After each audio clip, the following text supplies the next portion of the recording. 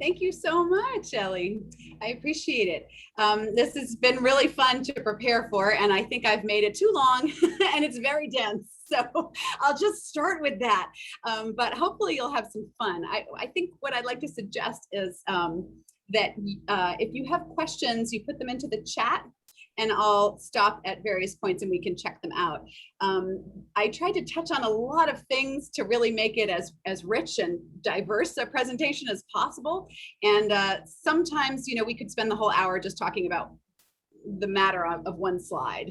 So I won't kind of slow down right away. Hopefully I'll buoy you up on the wave and you'll get to the end with me and it will all be good. But I can also answer more questions at the end. Okay, so let me start sharing and let's get going. Okay, let's see. First of all, make sure everybody can see.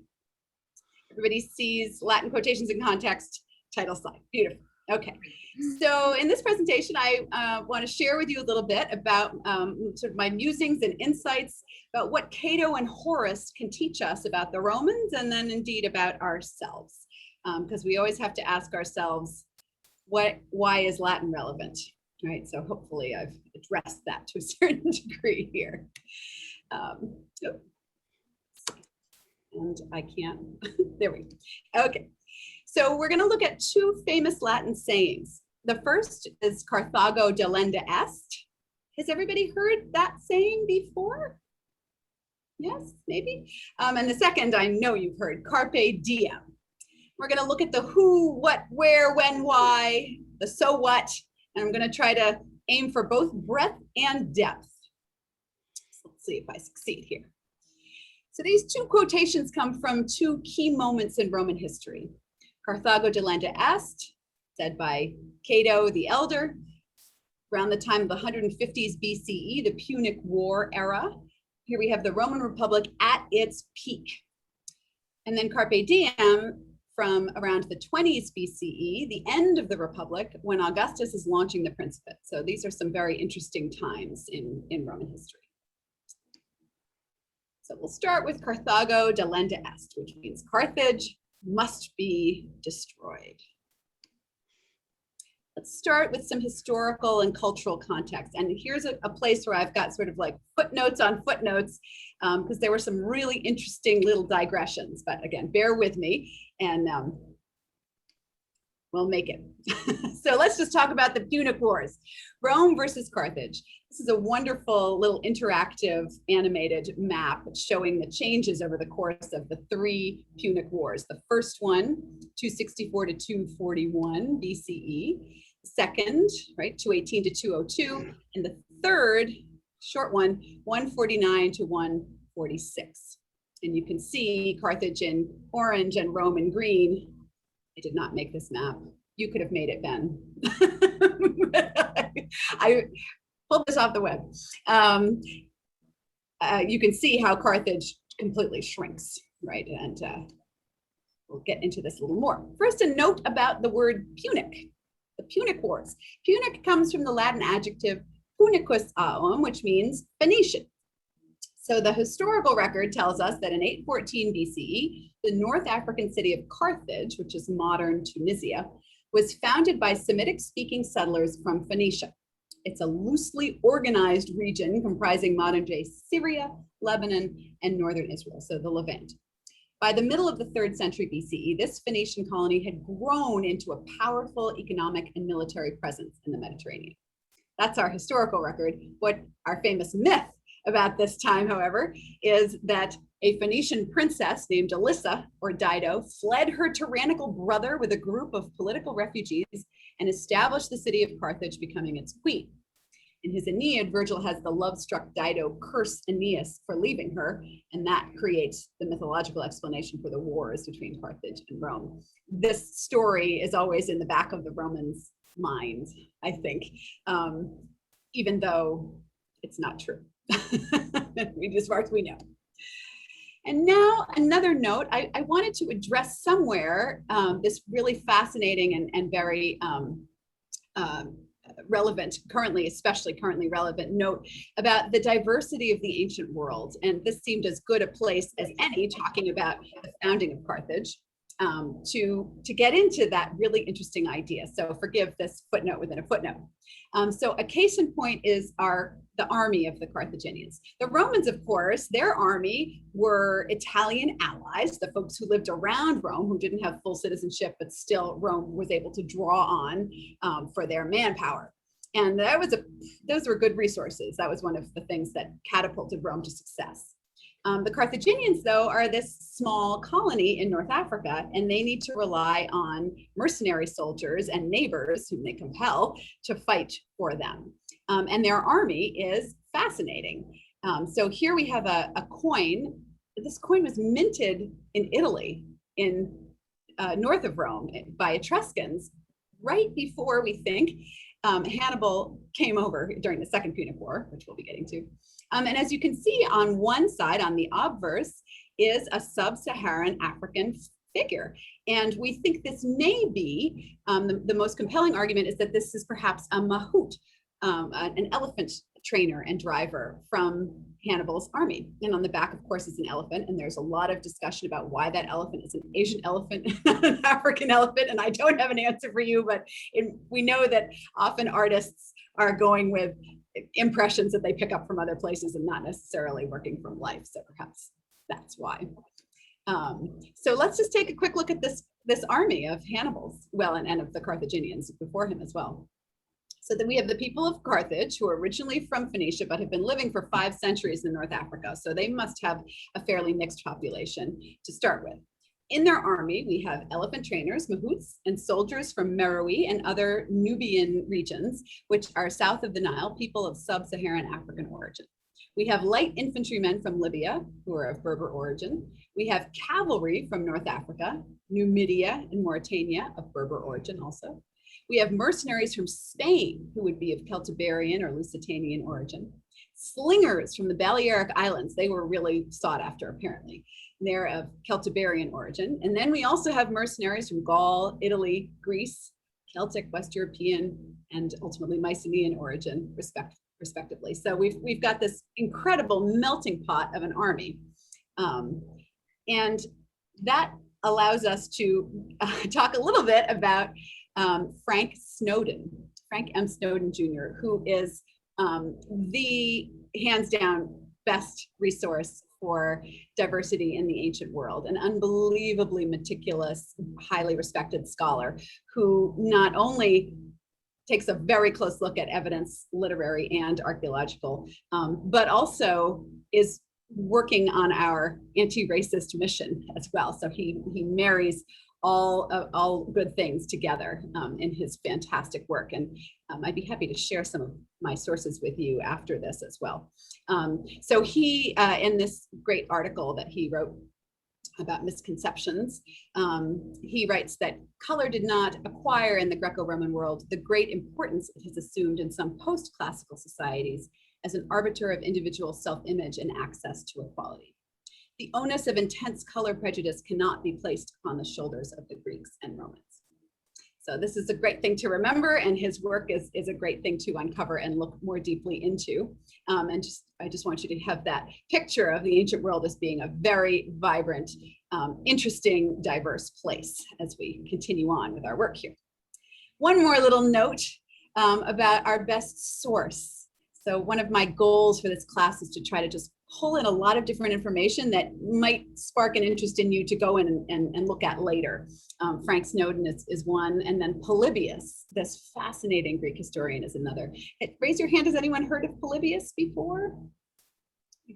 Great, wonderful, excellent. Okay, well, so he's such an interesting source because he's a contemporary historian. He's a Greek detainee. The Romans are busy thumping Greece as well as Carthage, right, in the same period, and they detain all of these potentially dangerous politicians, and he's one of them. And he becomes great friends with the Scipio family, and ends up being an eyewitness or being able to have access to eyewitnesses for a lot of this period. So he's a really interesting source, and he also talks a lot about the Roman Constitution in a way that's very interesting for us. From the perspective of being Americans and also as historians. And he opens his work with this great question: can anyone be so indifferent or idle as not to care to know by what means and under what kind of polity almost the whole inhabited world was conquered and brought under the dominion of this single city of Rome, and that too within a period of not quite 53 years? Who indeed? It's fascinating. So there you go, Polybius. All right, so now we're into our Punic War history. First, we have Rome meddling in the political affairs of Sicily, which at that time belonged to Carthage. If you ever have the chance to go to Sicily, or if you've already been, you know, it is a fascinating place with so many layers of culture and history. It's really interesting to see some of the remains of the Carthaginians there, since they've been pretty much stamped out everywhere else. Rome and Carthage clash. Rome wins Sicily, its first overseas province, not very far of a trip, but still. And then the First Punic War ends with a peace treaty between the two countries. So the first strike is really Rome. And then after the war, Carthage gets distracted dealing with their mercenaries and some dependents, and Rome seizes Sardinia and Corsica, which were also Carthaginian territories. So suddenly Rome has got all of these islands that it didn't have before that belonged to Carthage. So that was how we start the First Punic War. So then in the Second Punic War, the Carthaginians are the aggressors. They've had it. Rome broke the treaty. Rome is clearly trying to encroach. So Hannibal, the famous Hannibal Barca, seizes Saguntum, a city in Hispania. He crosses the Alps, as we know, with about 60,000 men and 37 elephants. This was not the first time elephants were in Rome. The Greek king Pyrrhus, who was attacking immediately before this, also had elephants. But they're still a pretty amazing, awesome force on the battlefield. He defeats Rome famously at the Battle of Cannae. This is perhaps the worst defeat in the Western world ever. Many more, we think, than 55,000 dead. And people, generals, military schools still study his technique there in that battle. But then he doesn't really quite nail the thing. And for 15 years, he sort of harries the Romans in Italy, but he fails to take the city. And he's just kind of ranging around, making things difficult for the Romans. In 202, Publius Cornelius Scipio Africanus, the elder, attacks Carthage, and Hannibal is called back home to fight. He has some detractors back home. It's sort of like there's a parallel, I think, there to Caesar, who was an amazing general, but there were a lot of people ready to slit his throat, eventually, literally, once he got home. Sort of like that for poor Hannibal. Then Rome defeats Carthage at the Battle of Zama, with significant help from the Numidian king Massinissa, great friend of Rome, a great ally of Rome, and neighbor of Carthage to their ultimate demise, unfortunately. So there's the end of the Second Punic War. Now this one has a really, really rough treaty, very harsh treaty for Carthage here from Rome. They have to surrender all overseas territories. They have to seek Rome's permission before waging war. And over 50 years, they have to pay this huge fine of 10,000 talents ultimately. So these are sanctions, basically, right? And Rome becomes the dominant superpower of the Mediterranean world. They just keep expanding and growing. They go on to defeat other people. We have Alexander's heirs in the east, in Syria and in Macedon. Romans beat them too. So they're just gobbling up territory and power. So now, in between the Second and Third Punic War, enters our subject. I'm not going to call him our hero, Cato the Elder. He is a self-made man, you might say. He's a novus homo. In other words, his family had not held consular office before, so he's worked his way up and earned respect just himself, not sort of riding on the coattails of ancestors. He's a celebrated orator, statesman, Punic War veteran. He is the author of the oldest surviving Latin prose work that we have, De Agricultura, a farming manual. He's elected censor. This is sort of moral and population controller, moral auditor, auditor of everyone's economic status and the rank that they're allowed to hold based on their economic status. And he shows himself to be a stalwart guardian of traditional Roman values. So there's going to be no buying off of Cato. He's going to act on his moral compass, and you're not going to like it. That's sort of how things are with Cato. He's fiercely opposed to all luxuries and foreign, especially Greek influences on Roman society. He believed that all of those influences ultimately would corrupt Rome. And as a result, he was an enemy of the Philhellenic Scipio clan, who were producing all these great generals that we've been reading about. Now, this wonderful, here's another, I'm going to give you a plug for Plutarch.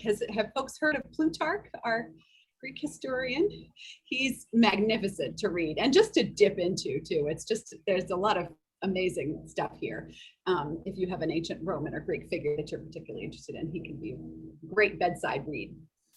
So Plutarch tells us about how Cato was sent on an embassy to Carthage, and he found Carthage by no means in a poor and lowly state, right, due to all these sanctions, as the Romans supposed, but rather teeming with vigorous fighting men, overflowing with enormous wealth, filled with arms of every sort and with military supplies, and not a little puffed up by all this, right? And so Cato is completely beside himself with concern that they're going to become a huge rival to Rome again. And they didn't learn their lesson. And then there's this magnificent story about Cato's fig. Plutarch continues. In addition to this, it is said that Cato contrived to drop a Libyan fig in the Senate as he shook out the folds of his toga. And then, as the senators admired its size and beauty, said that the country where it grew was only 3 days' sail from Rome. And in one thing, he was even more savage, namely, in adding to his vote on any question whatsoever, these words: in my opinion, Carthage must be destroyed. Fig, right? And here's a note about figs. Scholars don't think that this is true. They think that the fig probably came from Cato's own estate, because figs get shriveled really quickly once you pick them, and Carthage is a little farther away than that. However, it was a great stunt, and as Pliny points out in his natural history, it really suddenly made Carthage seem much closer and much more of a threat. So it was a terrific piece of theater. So Cato pushes and pushes, and the Third Punic War happens. Poor Carthage is being harassed by, again, their neighbor, Roman ally, King Massinissa of the Numidians, and they fight back eventually, and they don't ask permission, and Rome uses this as a pretext to attack them. We have the younger Publius Cornelius Scipio Aemilianus now. Interestingly, you can see from his name Aemilianus that I-A-N means he was adopted. He's from the Aemilus family, and he's adopted into the Scipio family, who didn't have any outstanding young people in this generation. So it's a very interesting adult adoption scheme that the Romans have going to keep their great families great.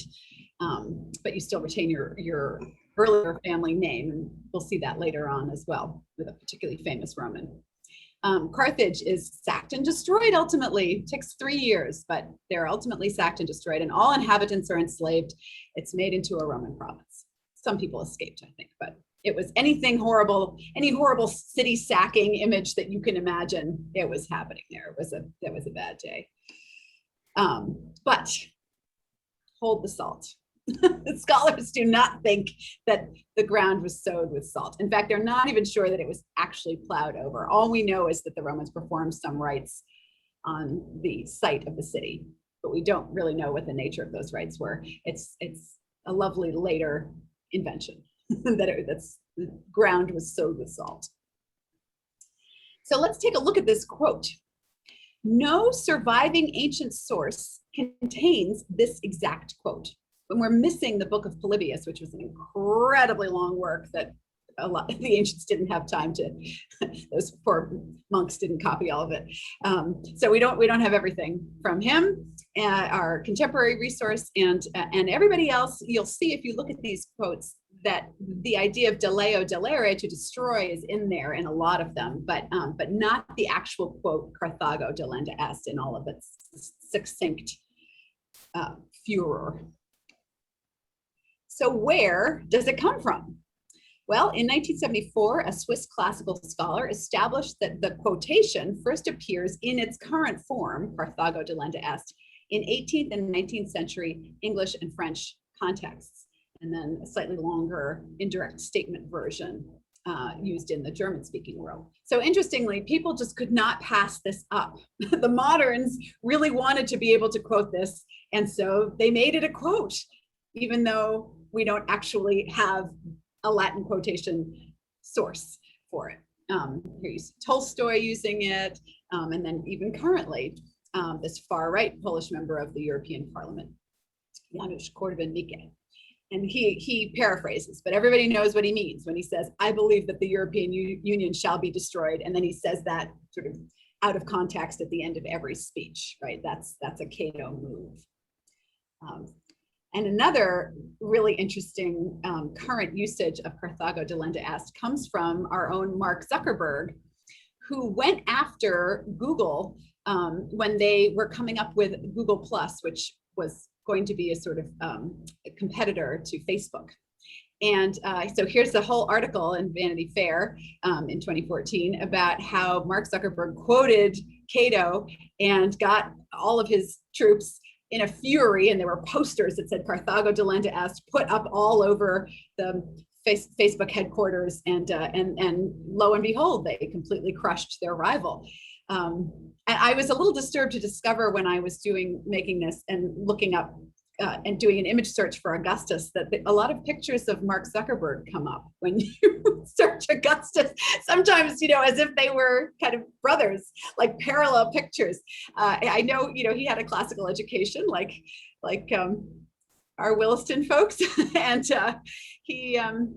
he takes himself seriously as a conquering hero, I think, in the classical tradition, which is maybe a little disturbing, but also kind of great. I just can't decide where I fall on that ultimately.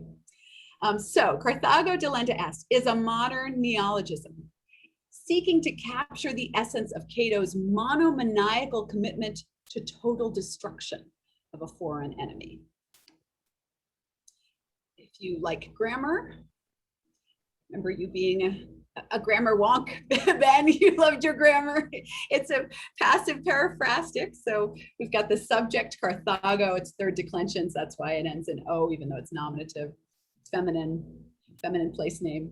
Delenda is the gerundive or future passive participle coming from the verb to destroy. And when you add the verb to be to that, it becomes this construction that connotes obligation, compulsion. This thing must happen. It must be done. So it's got this very powerful sense of you can't say no to the passive periphrastic. All right, so why should I care? Well, so what? Well, I'm seeing this as a turning point in Rome's history, and also a lesson for us all in the sense that winning is not everything. There was a dove to Cato's hawk.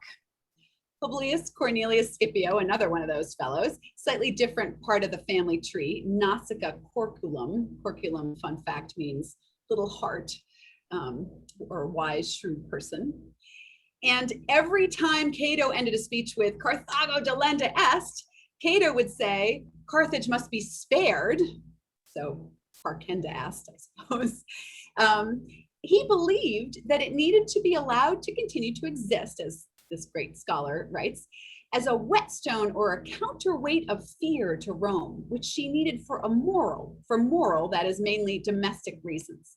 So this Scipio has this idea that we need a Carthage to keep us in check. That didn't, obviously, his argument didn't win the day. And then another plug here for a great modern scholar. I'm sure you've all heard of Mary Beard. If you haven't had a chance to read SPQR, it too is fantastic bedside reading. She is such an engaging writer and a great historian, and just manages to absolutely fill the book with fascinating little anecdotes and some really great historiography. So she writes here of the destruction of Carthage and Corinth, which is a Greek city just destroyed in the same year. Rome had now annihilated its richest, oldest, and most powerful rivals in the Mediterranean world.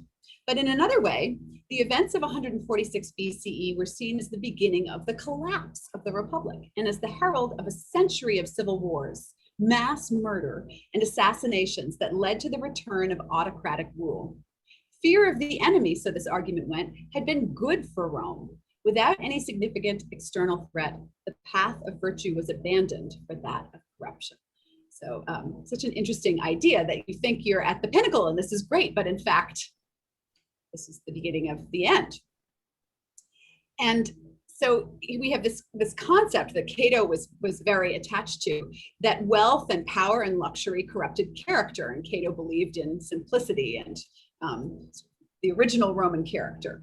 And Livy picks this up from him later, our great Ab Urbe Condita author in the time of Augustus, he too, a moralizing historian, writes that in these latter years, wealth has brought avarice in its train, and the unlimited command of pleasure has created in men a passion for ruining themselves and everything else through self-indulgence and licentiousness. Right? So when we were worried about fighting the Carthaginians, we banded together, we fought the Carthaginians, and now we don't have any enemies and we just have money pouring in and it's ruining our character, right? Is what Livy says and what Cato said before him. Now, Cato was awfully short-sighted, I would venture to say, because if you hate foreign cultures and you hate the luxury that you think foreign cultures bring, and then you relentlessly urge the destruction of a foreign culture, and then you just get all their stuff, right? Like you're going to have a lot of luxury. So the two things that he hated, kind of one led to the other, and he's kind of responsible for this corruption, if we indeed see the corruption coming from luxury. So by destroying Carthage, did the Roman Republic also destroy itself? It's an interesting question to ponder. So I would argue that balance is best, right? Cato, his expression of xenophobic warmongering serves as a cautionary tale. As soon as we've climbed over our enemies' corpses to reach the peak of success, we find ourselves looking down the other side of the hill towards failure. If he'd adopted a more balanced approach toward Rome's Mediterranean neighbors and peaceful voices had been allowed to be heard, perhaps the Republic might have continued to thrive a little longer than it did. And had he opened his mind to the literature of the Greeks, he might have benefited from the advice of our philosopher Epicurus: be moderate in order to taste the joys of life in abundance, says he. And this applies to us all in all contexts, including military conquest. So now we're coming to the end of our Cato section. Our next subject, a patriot and a poet, followed Epicurus's advice and enjoyed an extraordinary life. Rome and we are the better for his contributions. So now we're gonna go on to Carpe Diem, but I'll take a breath and a sip of water and see how we're doing for time. Ellie, I don't have a clock in front of me. And also if anybody has any questions or comments or anything to. So you're good on time. It's about 7:35. Thank you, wonderful. Would anybody like to ask or say or give me some feedback on my speed? Is this going too fast? Is it we good? Thumbs up. Okay, thank you. Great. All right, so now on to Carpe Diem. So once again, let's begin with some historical context. Just 13 years after the destruction of Carthage, so only 13 years later, a fellow named Tiberius Sempronius Gracchus, the grandson of the great destroyer of Carthage, not destroyer, of the one guy who beat Hannibal at Zama, sorry. He's a tribune enacting legislation to return agrarian land to poor farmers and curb the sprawling greed of the senatorial class who are creating these gigantic, really sort of factory farms on land that doesn't properly belong to them. So he's really a reformer in many ways, using the tribunate to try to protect the people, which is what it's for. And he is assassinated during a riot sparked by his opposition, another Nasica, believe it or not, beaten to death by a chair leg, or by a senator holding a chair leg. Oops. Now, for the next 100 years, we've got strife between powerful men that tears the Republic apart with increasing political violence. You've I'm sure you've heard of Pompey and Caesar. You've probably heard of Marius and Sulla. Certainly folks who have been taking Honors Latin 4 with me have heard of these fellows. So we have basically pairs of men who are competing with one another, and it ends up coming to blows. In some cases, a formal civil war, in other cases, military occupation of Rome. Sulla begins this idea of declaring himself as dictator, which is an emergency position you could constitutionally hold in a time of crisis. So for example, when Hannibal's attacking, we've got dictators, but then you're supposed to step down, and you're not supposed to take it on to catapult yourself into greater power. So Sulla starts that, and then Caesar, in the next generation, after beating Pompey in a civil war and killing many Romans, Caesar tries that out again, and he becomes dictator for life, and we all know how that ends with 52 marks in his back. And then finally, as we say, the Republic falls. This is the Battle of Actium, great sea battle fought by Octavian, adopted son of Julius Caesar, really fought by his general Agrippa, actually, but Octavian takes credit, and he wins against Mark Antony, and who's allied with Cleopatra, the Egyptian queen, and now Octavian's the last man standing. He's finally won it all after this century of bloodshed. In 27 BCE, Octavian restores the Republic. This is a fascinating political move where he leaves all traditional offices intact, but keeps the most important powers, all of them, for himself. So this would be like if we had our democracy, but the same person was the president and was leading the Supreme Court and was also, like, you know, leading one of the House, was the Speaker of the House. Like, too many, there are checks and balances that are not being observed, but people have this feeling like things are the same because they can still run for office and still hold an office with a title.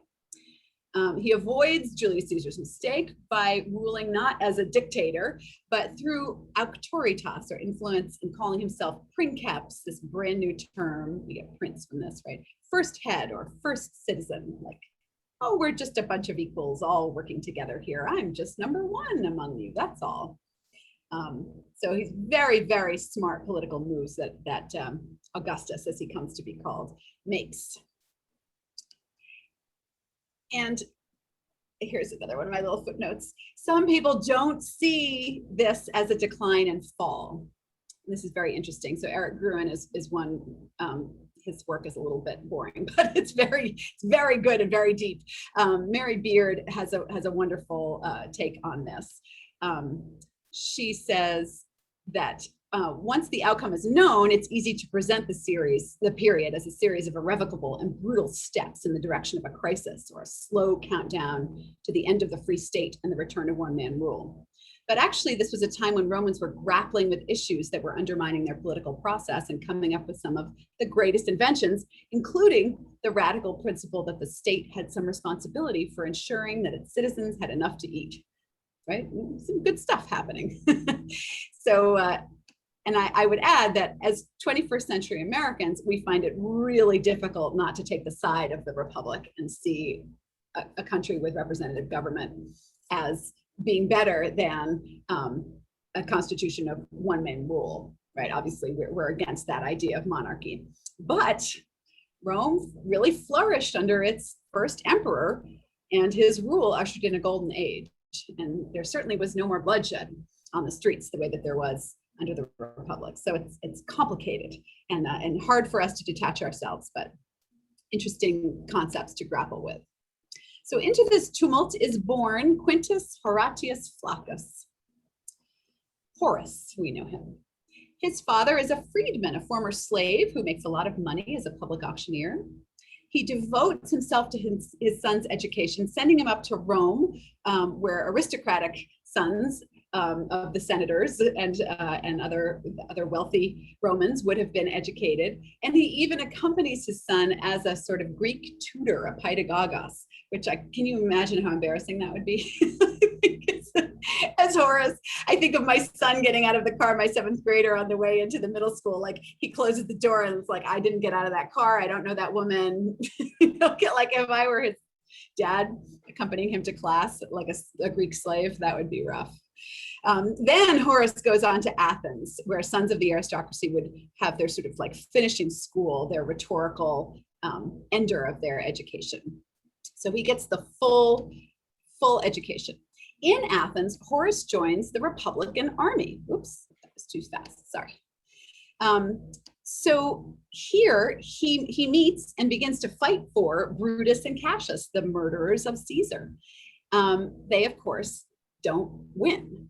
They lose to Octavian and Mark Antony, who haven't started fighting yet. And then somehow Horace is forgiven and he goes back to Rome. He has enough money, even though his father's estate has been seized by Octavian to give to his veterans. He has enough money to obtain the position of a treasury clerk.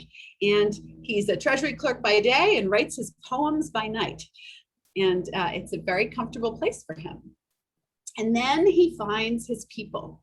You know that great feeling. You've all now been in different schooling situations, different working situations. You know that moment when you're in a new place and you're not really sure how you fit in, and then you just like suddenly you find your people and you really feel at home. And Horace found an extraordinary group. So Virgil, the author of the Aeneid, is his buddy, finds him first, and the two of them are fast friends. Another great poet, Lucius Varius Rufus, who we can thank for saving Virgil's Aeneid from the flames, where he wanted it to be placed on his deathbed because it wasn't finished. So thank you, Lucius Varius Rufus. And Gaius Cilnius Maecenas, really interesting name. That Cilnius tells us that he's of Etruscan origin. He's very, very wealthy and extremely well-educated poet in his own right, and right-hand man of Octavian's, sometimes ruled in his stead when Octavian was not at home in Rome. And he is like a minister of the arts for Octavian. And he loves Horace. They become very good friends as well. He gives him a villa rustica, a country house and farm in the Sabine Hills that Horace writes about. And Emperor Augustus as well commissions Horace to write a famous poem, a centennial poem called the Carmen Seculari, invites him to become his personal secretary, which Horace graciously refused. And I think it's really to Augustus's credit that one could refuse him. As one sees in reading the Aeneid as well, there's a lot of really pro-Rome, pro-Augustus sentiment in it, but there's also a lot of undertone of war is bad, and gosh, Octavian, did you have to murder those citizens when they rose up against you, that kind of thing. And Augustus lets it go. So there's a very interesting freedom of speech aspect in this flourishing, this golden age of literature that is to Augustus's credit. So just a quick overview of Horace's poetry. One of the things that he's really known for is his metrical innovation. Kind of the opposite of Cato, he was so open to Greek influences and even adapted them to Roman meters, and did some extraordinary work expanding Roman poetic meter, as well as writing in a way that Catullus was picking up from the Greeks as well, these sort of pithy, extremely polished, shorter poems on a variety of topics. And some folks who liked Horace. Friedrich Nietzsche. He has this wonderful idea that Horace's work is like a mosaic of words, in which every word, as sound, as place, as concept, pours out its strength right and left over the whole. It's a very accurate and interesting idea about how Horace's writing works. And then W.H. Auden, also not on the poem we're going to be working on, but on 4-7, which has elements of it that seem to perhaps be related somehow to Botticelli's Primavera. Really interesting confluence of themes and characters. Auden loved that poem, called it the most beautiful in ancient literature, and it was hard to get a compliment out of him. So that shows you how special Horace is. The poem we're going to look at is Carpe Diem, Horace, Ode 111. Oops, forgive me, I keep doing that as I like to see you all, but I have to move you, and then I end up pushing us ahead. How familiar are folks with this poem? Of course, you've heard of Carpe Diem. So I'd love to read the Latin to you, but I think what I'll do is read the translation. If you could look at the Latin while I read the translation and follow along, that might be a nice way to just let's cover it a little, because I'm going to go a little in depth here. So we start out, Tu ne quaesieris, please don't ask. It's forbidden to know. What end to me, what end to you the gods have given, Laucanoe, and don't test out the Babylonian numbers. How much better to suffer whatever will be. Whether Jupiter has assigned more winters, or this last one, which now weakens the Tyrrhenian sea on hostile pumice rocks, be wise, strain the wine, and because of brief time, cut back long hope. While we talk, envious time will have fled. Seize the day, trusting as little as possible in tomorrow.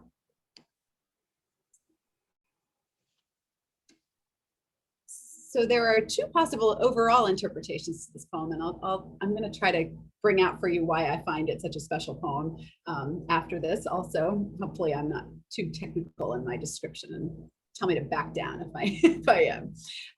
So one interpretation is that this is a serious statement of Epicurean values by a concerned avuncular figure. This speaker talking to Laucanoe, light-minded or white-minded or clear-minded young Greek woman, we imagine, although probably not a real person. Or it could be a perfunctory, stylized, and self-interested pickup line by a would-be seducer. Interesting. I'll take a quick look at that interpretation. And then maybe it can be both. I think probably it can be both. Horace is complex enough that could be possible. So William S. Anderson is the scholar who says that it seems like a pickup line to him. So he's looking at things like these clipped epigrammatic sorts of arguments and the way that they interact with the meter. And I've marked the meter for you, these things called choriams, which are long, short, short, long. The way that certain phrases fit into those choriams have a slogan-like feel and a very sort of like off-the-cuff kind of,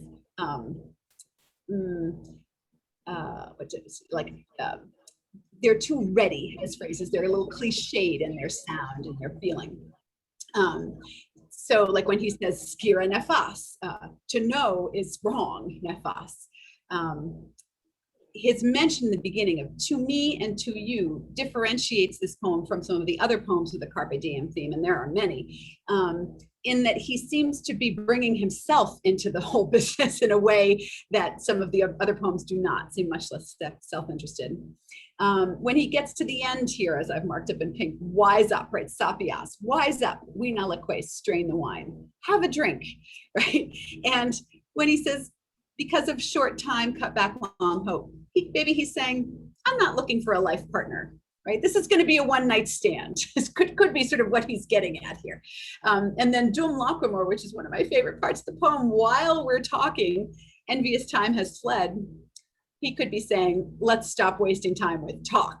Let's get down to business. So maybe. It's interesting to me that this is the poem that has really sort of come down to us as one of our favorites. I don't think people really know about this interpretation. I think one of the reasons it's so appealing and accessible to us is this kind of slogan-like expression. And the joke may be lost on us, I don't know. But I think Horace is trying to do two things. Here are some later interpretations you're probably familiar with. Herrick and Marvell picking up the same theme inspired by Horace. I'll keep going. Now, what I want to talk to you about is how Horace's poetry is really three-dimensional. His words do what they say they're doing. And it doesn't just happen in this poem, it happens in a lot of his poems. So for example, highlighted in this light blue, we have these verbs, right? And they go from polite perfect subjunctive, oh, please don't ask, and please don't try out the Babylonian numbers, to present subjunctives, which are just of a little bit more of like a you ought to or you should feeling. You should be wise, sapias. You should strain the wine, liques. You should cut back your long hope because of short time.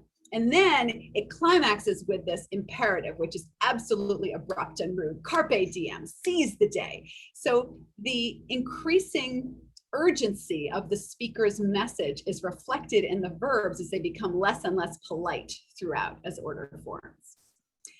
Then another magnificent, kind of technical, but magnificent coming together of figures of speech is in the line that I've outlined in pink. We've got the three verbs, sapias, liques, reseques, three present subjunctive verbs. This is called a tricolon crescendo. The first one's short, it's just the verb sapias. The next one has two words, vina liques. The third phrase has spatio broi spem longam reseques, the longest of the three clauses, right? However, what's that third one about? It's about cutting back long hope because of short time. So there's this magnificent paradox there where the climax, the abundant clause of the tricolon crescendo is actually about how, oh, you got to truncate things because you don't have enough time. And then he actually truncates it with what's called enjambment.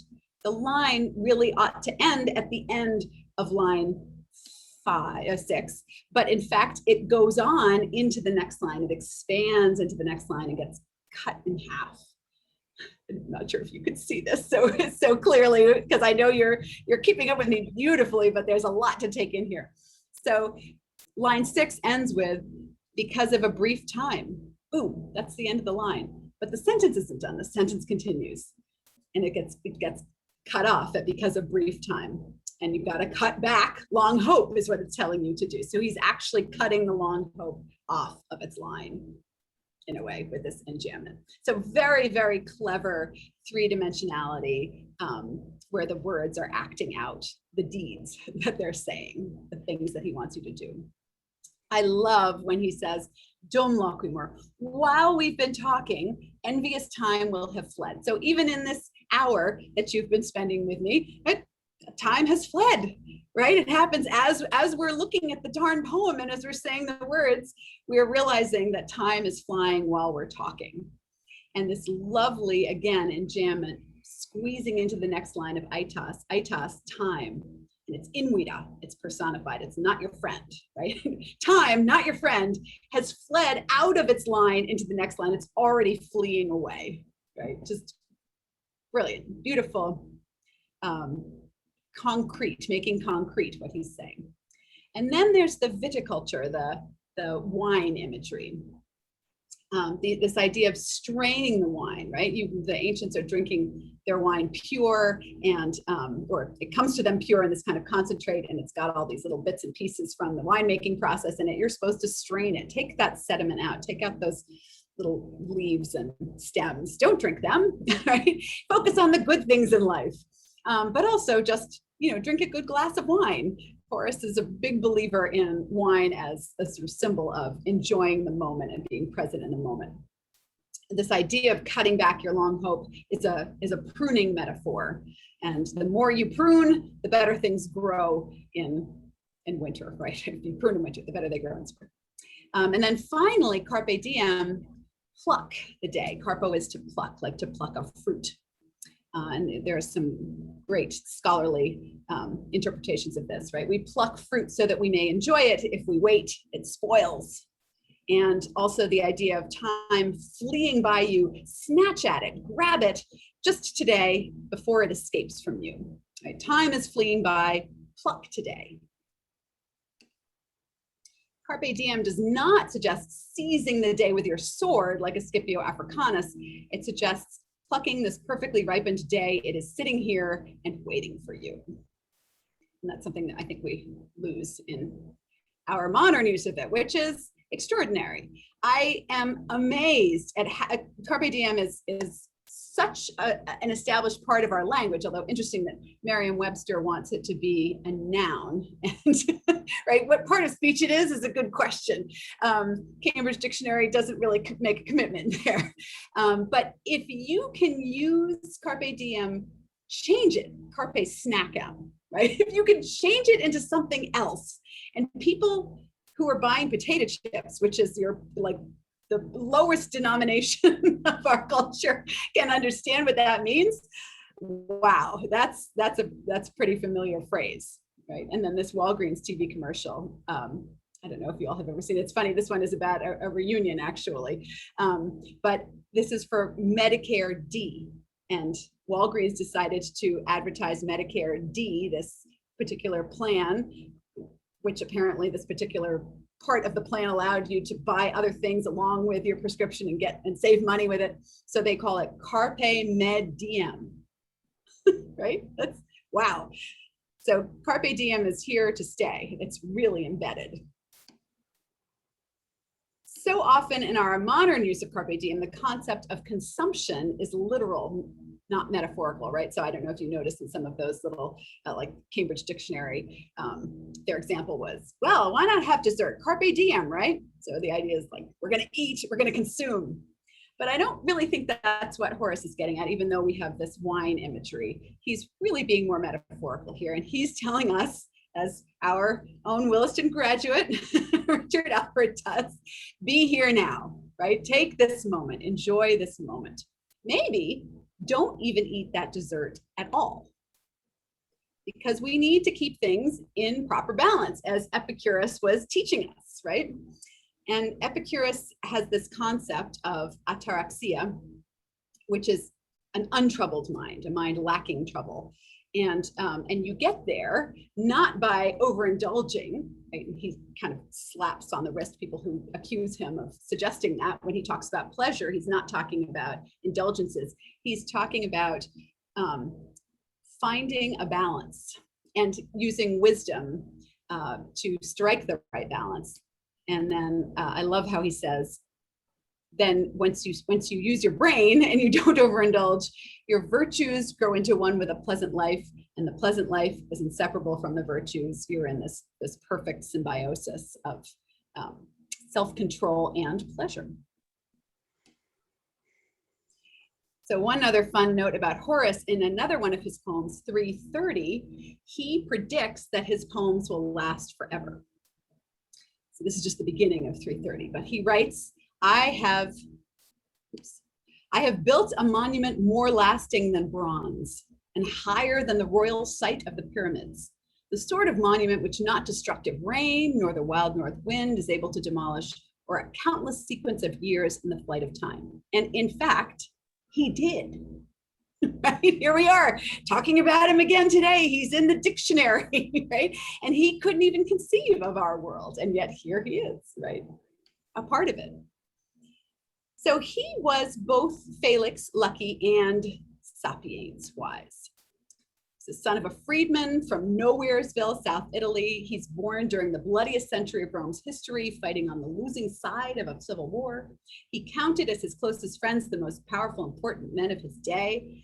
And he achieved the ultimate goal of every artist, that his work has become immortal so far, anyway. And he predicted it too. So Horace, a great example of someone who's lucky and wise. Augustus too was lucky and wise. He also was the last man standing at the end of a bloody century. He established a new working government. He ushered in a golden age. He started Rome on the path anyway to what we think of it today, a beautiful, flourishing city in marble. And the ancients thought he was lucky too. This is the phrase that the Senate would welcome newly inaugurated emperors with after Trajan. May you be luckier than Augustus, better than Trajan. This is Felicior Augusto Melior Traiano. So these are the two greatest emperors according to the Senate, starting in the 2nd century CE.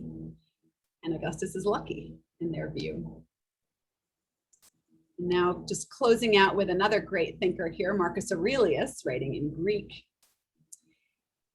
he talks about fortune too. And even though he's a Stoic, he kind of says the same things that Epicurus does here.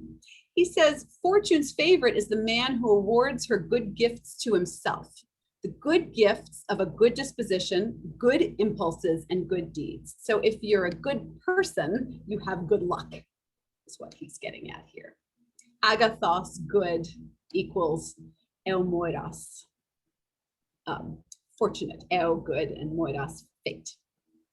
We create our own good luck with our own good character. So Carthago, Delenda est, Cato the Elder believed that he was protecting Roman morals, but his xenophobia and militarism ultimately contributed to the corruption that ended the Roman Republic, in one view. But Carpe Diem, Horace did fight for the Republic, but when his side lost, he let go and he moved on. He embraced new ideas, new opportunities, new people, and with his open mind, extraordinary talent, and good fortune, he contributed to a golden age of literature whose fruits we still enjoy today. That's that. And perfect timing it is. Oh, good. Thank you. Very good. I'm glad to hear it. I was racing a little bit. I'm sorry. I hope I didn't stop any questions from happening. Does anybody have anything that they want to ask or go back to? I took us at quite a pace. No. Beatrice, I thought, well, first of all, that was just, loved the sort of in-depth analysis. I wonder, do you have any sense sort of how, how long or how much time does it take for some phrase to become sort of colloquial for have people kind of. That's a great question. There. And you wonder sort of, I mean, that's what was so interesting. I thought looking through the history and looking at sort of the context to see, okay, well, how is it that over time this has become so ingrained in our yeah, that is fascinating, Ellie. And I don't, because there are sayings that are, well, that are famous to us now that have come up recently, right? Like there are examples of quotes that we're all very familiar with, but will they last this long, right? That's sort of, I feel like it's sort of, I don't know. This is my off-the-cuff answer to you. And I would like to think about that a little more because there's probably some science behind it all. But my gut feeling is that the more we as people in our core selves as human beings, in our essence, can relate to what the quote says and means, the more relevant it is to our humanity, and we need to express that part of our humanity, the greater longevity it's going to have, right? Which it makes me kind of sad about Carthago Delenda est, because that means that people keep wanting to monger war, right? Unfortunately, and it's very handy. But that's one of the things that's so interesting about the Romans, and I'm sure all cultures have this aspect too. But there are these wonderful teaching anecdotes and stories and characters, these situations and sayings that really help us to connect to them and to ourselves and to understand aspects of our humanity and our struggles and our constitutions and all kinds of other things. And it's a very helpful lens to see the world and ourselves through, I feel. Absolutely. Well, thank you all so much. Any other questions, thoughts? Again, Beatrice, thank you for your time. We are hopeful that you all will take part in any of the other virtual reunion programs that are happening this week. I just put the link to the rest of the programs in the chat. We are so sorry that we were not able to welcome you all in person last year or this year, but we are looking forward to next year, to Reunion 2022, and to seeing you all at an event soon. Wonderful. So nice to see you and to meet you, David. Right. And enjoy your time, everybody, in Reunion, and reach out and say hello.